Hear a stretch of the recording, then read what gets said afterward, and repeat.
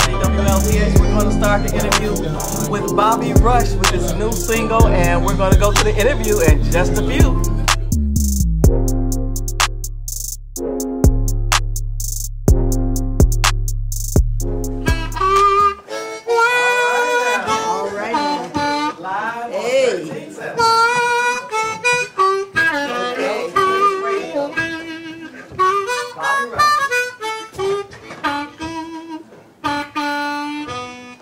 Have you ever been mistreated? Yes. By someone you showed enough love? Oh, yeah. Tap your foot now. All right now. Have you ever been mistreated by someone you showed enough love?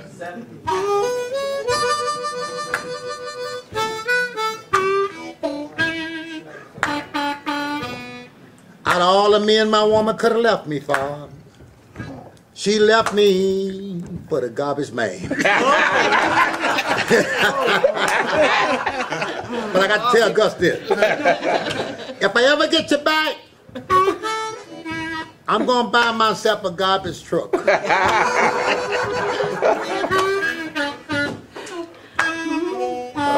If I ever get my woman back, I'm going to buy myself a big old garbage truck.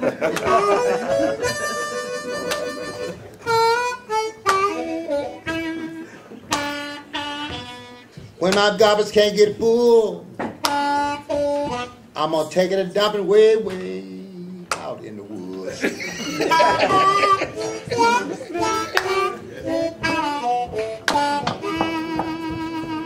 Now that's the blues fight. Hey, Bobby, AM 13. Hey, listen, I'm going to tell my wife now, you better not have no garbage man. Okay, Bobby, we want to thank you for coming down, man.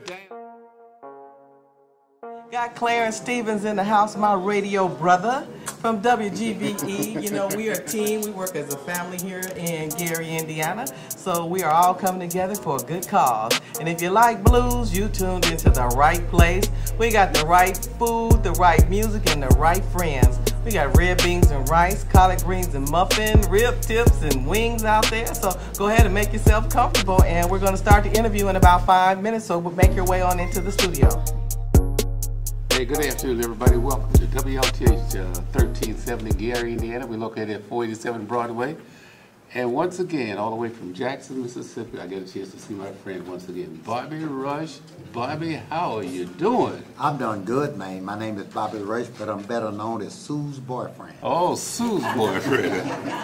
Oh, Bobby. You know, the last time we were together, we were at our radio station, WONG, down in Jackson, Canton. You and I were down there. Yes. And we've had just a great time. Before we talk about that, let me get this name thing. You call this the what now? Touch of Blues. Touch of Blues. And sweet soul music. Well, as long as I'm here, we're going to revert it. All right. It's the sweet blues, the touch of blues, what that? Yeah. Sweet blues and touch and so sweet soul music. But sweet soul music, but it ain't just a touch of blues. What is it? It's a whole lot of blues. Hey, we got a great audience here. We just got a great audience of people. We got lots of food. You can come on down if you want. And Dinahlynn Biggs has put all this thing together. And of course, we're streaming live. Bobby, how did you get the name Bobby Rush? I know your name is Louisiana somebody. But no, really, what happened with the name? My father being a preacher, a pastor of a church, and I was so close to my father as a friend, and he was my father, and I respected him as a preacher with the things he stood for. So my name is Emmett Ellis Jr. So I didn't want anyone to come to see my father one day, and I had this big record looking for him as Emmett Ellis Jr. because I just knew I was going to get this hit record, man. Okay. But I did it for respect of my father. You know? Right. My father was my biggest influence ever I had in my life because he never told me to sing the blues, but he never told me not to. My cousin gave me a guitar. His name was Son Scott. He gave me this guitar, and I hid it up in the loft. Now, I was about 7 or 8 years old. He was about 12 or 15. Now, he wasn't interested in the guitar. he was starting to get interested in the girls. Right. But I wanted to introduce him to more girls because I wanted his guitar. Okay. Because the more girls came around and he laid his guitar down, when the girl was down, he didn't pay his guitar any attention. So he gave it to me. I said, son, I said, these girls love you. Why don't you just spend time with the girls and give me the guitar? So he did. And I hit it up in the lawn. And about 3 or 4 days, the lawn was real hot. And the net walked.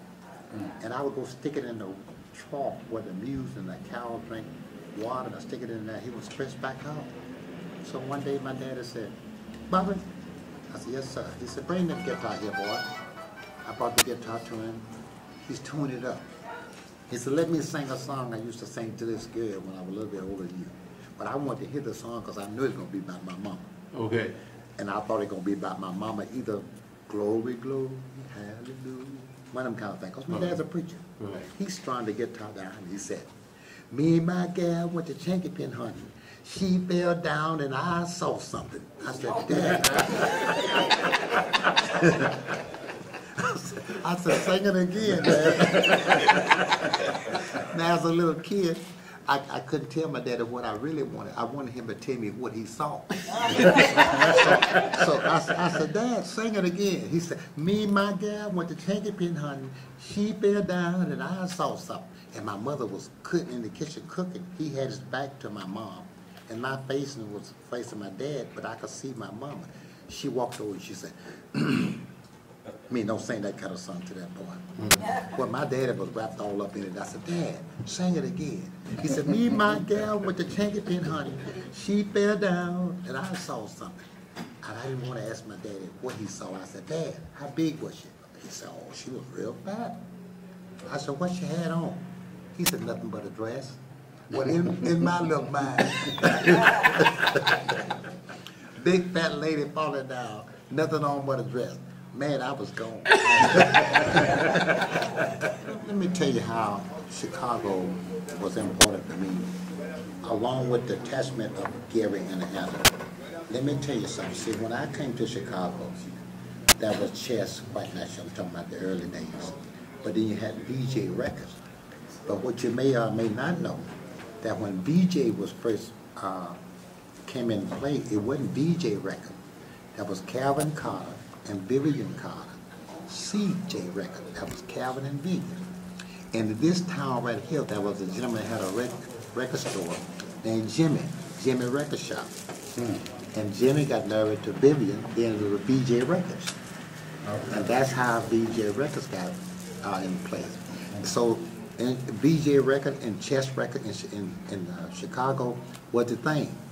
But then in Gary and Anna, the record shops and the steel mills were the thing. Okay. You know, in this street, what you got this radio station sitting on now, I remember 55 or 60 years ago when you come here, people walking down the street and doing it. I mean, you could just like State and Madison in Chicago. When I come in today, I was so uplifted in my heart, and to see this street, see you got the station where I used to walk by as a kid, and see all this coming back. How good did that make you feel? Then I walked in the door and I saw a gentleman that recorded the Jackson 5 first record. Right. And then, Gordon Key. Yeah. Came from Gary and Anna. Gary and Anna. And Right. then look at it, you know. Right. And he looks young, and he didn't pay me to say that either. And I just feel good. So the record road in Chicago was a thing that it kept me going because that was the place to go. If you was in the southern state, we could have been in California, but you wanted to come to Chicago because Chicago was the place where you wanted to be if you was about the music. How many days do you do a year? Now, I don't do as many as I used to do. I'm doing about 220, 230 days a year now. And of course, when I was much younger, like 10 years ago, I was doing close to 300 shows a year. Sometimes a little bit better than that. That's a lot of shows to do because I have to do sometimes 10 or 20 shows to keep up, to make up what the other big boys were doing. So what I mean by it's up and down, we have lost a lot of great blues artists, and their children have not, some children have taken on the responsibility of what their parents have left behind. Talking with Jimmy Reed's family, they're into another field of music instead of the blues. And we have Coco Taylor's daughter, Cookie, who's in the studios as we speak, recording some blues, along with Nellie Tiger Travis and Chip Rogers. Buddy Guys is always the place to be for blues in Chicago. We have a lot of clubs there in Chicago, Kingston Mines, Roses, and just to name a few of them. But here in Indiana, it's something that our children have forgotten where music has come from. And they think that their music today is the thing to do. But you realize that you're taking from your great-grandparents and your grandparents and creating something else that's, to me, noise. And we got Bobby Rush and Clarence Stevens. We got Merge in the house from Chicago with Gus Redmond of Music Quest Entertainment. Mr. Bobby Rush, I want to ask you a question.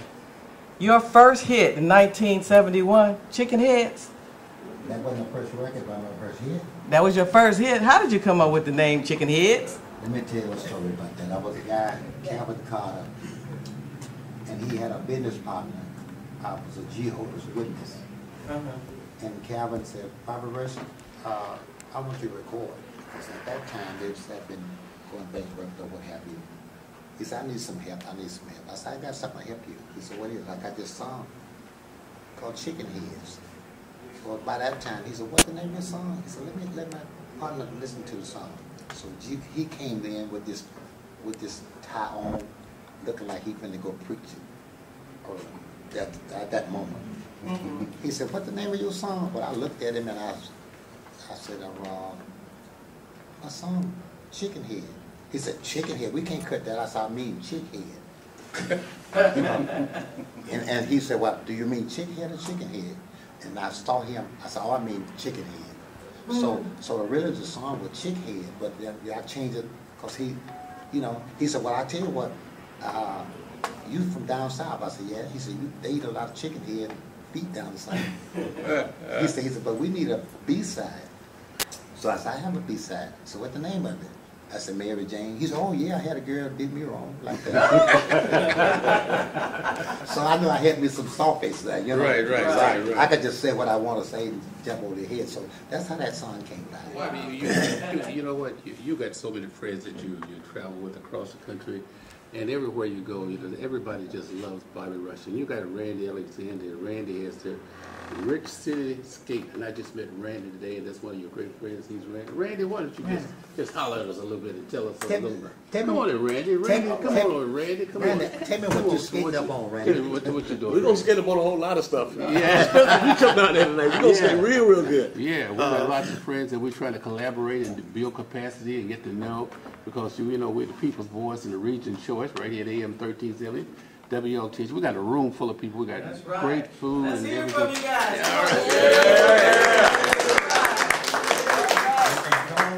If you're not full, come on out and get full. And if you're too hungry, well, stay a little longer. We'll fix that up too. Randy, so you're located at, where are you located? Just tell the people in Gary about it. It's 4645 Salt Trail, Rich City Skate. We always call it the upscale place to skate.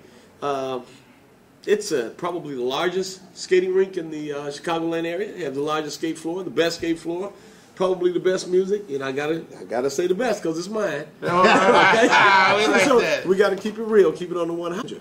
But it's a great place to skate. I think if the people from Gary and all the other people that can hear me out there, you guys ought to come out on a Friday night when we have the old school Friday nights. That's my night, old school. Old Yes, school sir. Friday. Yes, sir. Trying to recruit me to be the old school DJ. Oh, well, That's right. She know it. Hey, fair exchange is not Robert. That's right. That's right. She was jamming it. The people like to hear good old school music. Okay. So that's what we do on a Friday night. Monday night we got the new school stuff. That's for the young folks. They can come out and do their thing. They got more energy. Okay. But Saturday and Sundays it's for the families. Hey, Randy, we want to say thank you for coming by and promoting the skating rink. And we hope that we can continue to do something with you. We got a guy from Chicago, Gus Redmond, too. Yes. Hey, Gus, come on.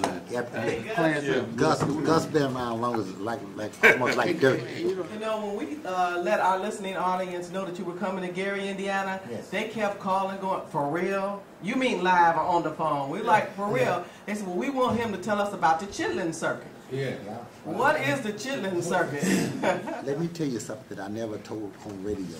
And I didn't tell it because I didn't want to step on some people's toes who talked about the chitlin circuit. But let me tell you something. A little 80-year-old man tell you that what is Who is that? That's me. Oh, okay. I was just wondering. The chitlin circuit come from when I was working in Argo, Illinois in 1951. When they didn't pay us any money. They would see up until 1947 or 48. Now check this on the record. You could go to the slaughterhouse. They would give you the pig feet and the chitlin. And they would take it to the clubs and get entertainers to play, and they would feed them chitlins. Oh. And that was the chitlin circuit. Oh. Then people started writing about it, and it got real fancy about it. Right. And because they started selling the chitlins, what have you. But it was come from, they wasn't paying us to work. They was paying us the chitlins. I remember the first gig I got called the Cotton Club in 1951 or 52, where they would give me a bowl of chitlin and 5 hamburgers. I would sell 4 and eat 1. I got so good, the man would give me 10. I would sell 9 and eat 1, and a bowl of chitlin I was selling. Wow. Because I had Elmo Jane working for me. We were making $1.50 a night. Wow. You follow me? And that means if I do $1.50 a night, I'm getting $4.50 a week. Then with my children's sake, I was getting $8.90 a week. We got Gus here. Gus, Hey, Tom. Gus and I have been going back a long time. And of course, we got my brother Marion here, who's just a great innovator. He was a school principal for many, many years. And we've been in this radio business for a long time now. We got, what, 5 radio stations, Marion? That's correct, Tommy. So Bobby, we putting a little skin in the game. I talked to your brother when I come in. I said, man, I looked at him. I said, let me see. I looked at him real good, and I looked him up and down. I said, he's a smile. You crazy. Because I got a lot of nerve. Because I said that because in a joking way, because I know about radio. It takes a lot of effort, a lot of money, a lot of time, a lot of know-how to go in this business. You got to have a lot of guts to do this. Now, thank God for guys like you to go in this business, because you make it possible for people to know about me. And not only is it about me, other people who coming up behind me or before me and some after me. Right. And it's good. I want to thank you all for putting the stations together like you do. You know, we're calling them from a marketing perspective. Right. Your stations are considered P3 stations that you have to have before you go to the P2 and P1s, like the V103s and other stations like that. Right. So I have 10 records being played with you all now, and one of my songs just went to #1 in the city of Chicago as well as around the country. It's called "Get More Money Than You" by T.L. Williams. That's right. And we started it here, and we started it in the streets and the DJs. I was telling Bobby that records are breaking again, and we are. And I was at the store, High Power Records and Fletcher's. You know, remember Fletcher's One Stop? The only black One Stop living. Right. 65 years they've been in business, and we did very well at the store last Saturday with TL and also Ralph of the Impressions. Matter of fact, Lynn, who works with Bobby, Lynn Orman, she's been really doing a lot of things to help us get back in the business again. Well, of course, I want to thank Bobby and I. Right. I promoted Chicken Head. You did? Yes, I did. I went in the office one day, and the white guys he was talking about, you know, these were some white boys that was running everything around town, and jukeboxes made things happen back then. Right. It wasn't about you walking in no club, because there was no DJs in no clubs. Because if you were a DJ in a club, you got beat up. That's the gangsters would take care of you. So the jukeboxes was the ones that was pushing the record for me. I remember I took his record over the jukebox, and they loved it. By the time I went to McKee Fitzhugh, he was running the station. This was before Rodney there. Yeah. I walked in the studio, and he said, "Yeah, little young thing, I like how you look." I said, "Yes, sir." He said, "So you want your records played?" I said, "Yes, sir." So he grabbed me at the wrong spot. I hit him and knocked him out. And so I said, "Oh my God, I messed up now. I'm off the streets already. Bad little boys, I'm coming up." So now I get hit the program director, knocked him out. Here come Bernadine Washington. "Oh, man, what happened?" And so then he knew that if he said anything, I was going to tell. So he said, "Whatever you do, don't tell. I'll play everything you got." So I had 2 other records. So he played Bobby's record. He bust Bobby's record. He bust the other one. Well, good afternoon, Bobby Gresham. Welcome back to Gary, Indiana. Well, I want to tell a humanitarian story about you might not remember. Yes, ma'am. But in 2006, my husband was very ill. and we were trying to get you to the Morning Bishop Theater Playhouse to perform for us.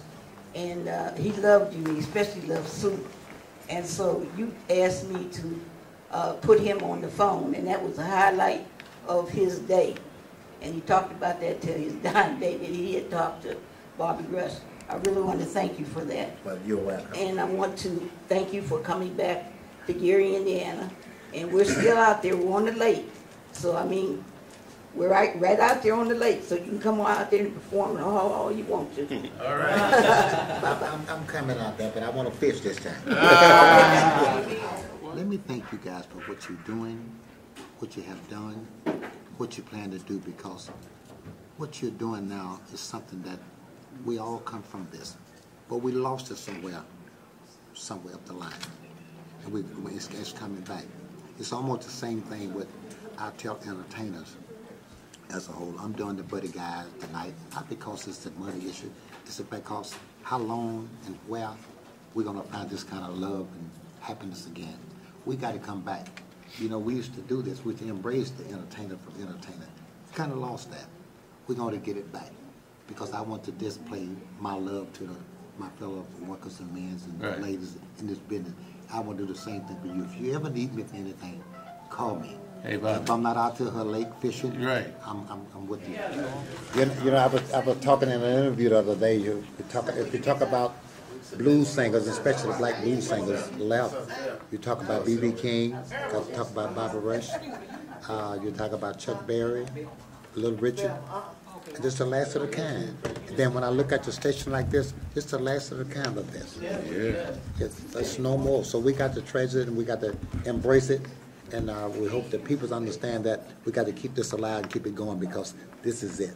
They come with open arms, because this is the way music broke a long time ago. The radio stations broke the music. Well, thank you very much for having me on. And of course now, you know, we was a little bit late because traffic got us. Yeah. You know, if whatever Gus tell you he's going to do it, he's going to do that. Yeah, he does that. If he says chicken dip snuff, look on his wing. That's right. Merge was a young group that I discovered while they were very young. Okay. And I took them to Carl Davis. Of course, Carl was the one that has been behind pretty much all the music out of Chicago that we were dealing with, from Shot Sound Records, Dakar. Okay. And Merson got signed to RCA, and they were pretty big group for me out there. And he was such a businessman, though, that he always would tell me, I don't know how long I'm going to stay on the entertainment side, because he liked money. Right, okay. So they got the skate rink, and they're doing very well, and he had other businesses as well. But I want Randy to kind of talk a little bit. They came up with some great producers, Tom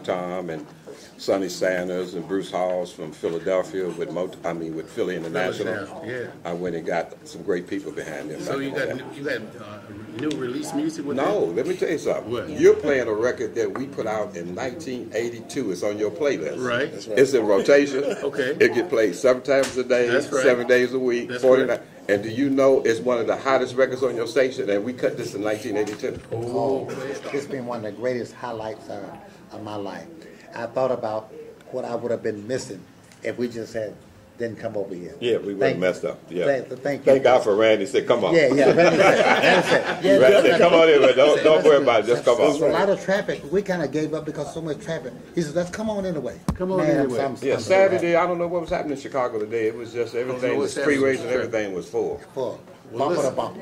All right. Listen, All right, well, it's been a great one. Bobby, there's a lot of people out there who want to get your Autograph. autograph. Yeah, he wouldn't mind signing some autographs. We And appreciate we it. got him here. And of They've course, been we sitting had here these for for a long time. hours. Well, Yeah. And They still Now- coming in. Thank This you. was still Now- coming in. AM 1370, WLTH, Gary, Indiana, with Bobby Rush and Gus and Merge. Murray and everybody. Thanks for coming down. Bobby. where's the young lady was behind me? Just Debbie. Pretty lady, Yeah. pretty lady, yeah. I often tell this, and I'm gonna say, someone asked me, well, Bobby Rush, what's your best song? My best song is the one that sold the most. Someone said, well, what the worst thing ever happened to you? I want to tell this because Gus is my friend. I'm gonna tell him this today, like this. All right now. Live Hey. on 13/7.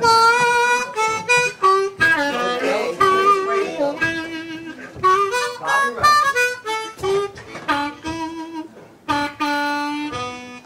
Have you ever been mistreated Yes. by someone you showed enough love? Oh, yeah. Tap your foot now. All right now. Have you ever been mistreated by someone you showed enough love?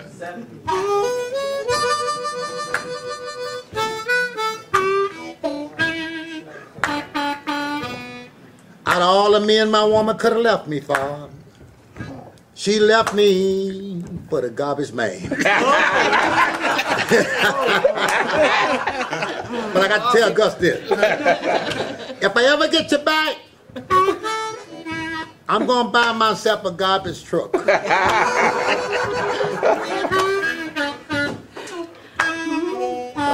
If I ever get my woman back, I'm going to buy myself a big old garbage truck.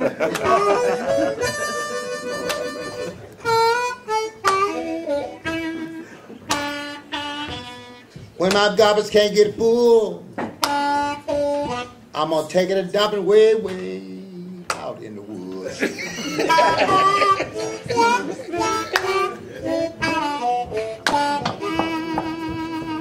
Now that's the blues right there. That's the real blues. Hey, Bobby, AM 13. Hey, listen, I'm going to tell my wife now, you better not have no garbage man.